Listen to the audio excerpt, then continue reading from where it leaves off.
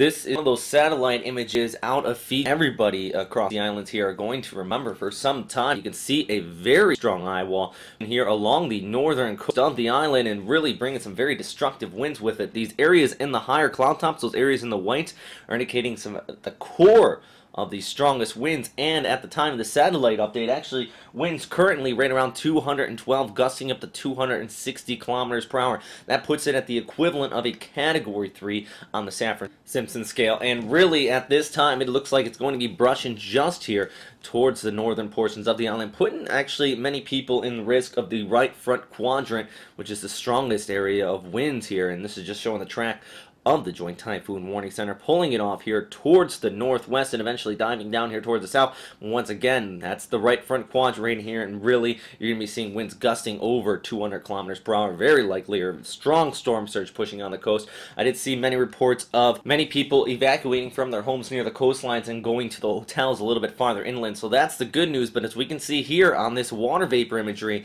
anybody right near the coastlines here are definitely feeling currently the effects of this very strong storm system right there in the right front quadrant.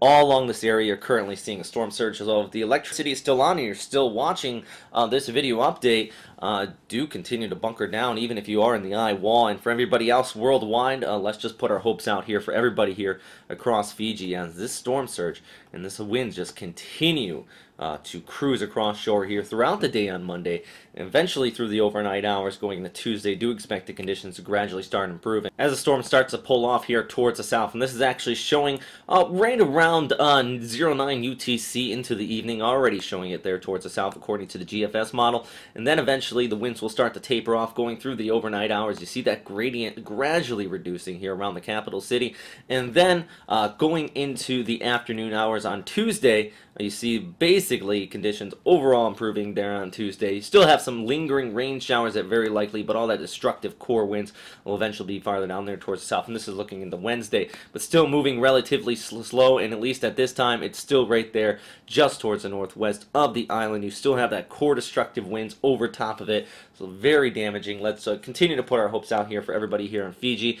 Hopefully it's not the similar conditions that you've seen in Samoa, where unfortunately there was at least 4 reports of deaths, widespread destruction across the island there. This is just some footage that was shown during the height of the storm as all these trees continued to blow down and get uprooted, and I'm afraid we're still going to see similar conditions out across Fiji here. But that's all for right now, everybody. I know a very short update, but just trying to give you the latest information if you are curious on what's going on in Fiji.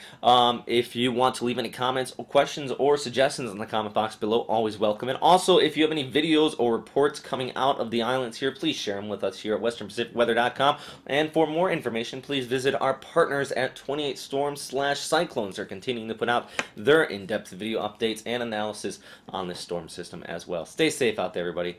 Have a great day.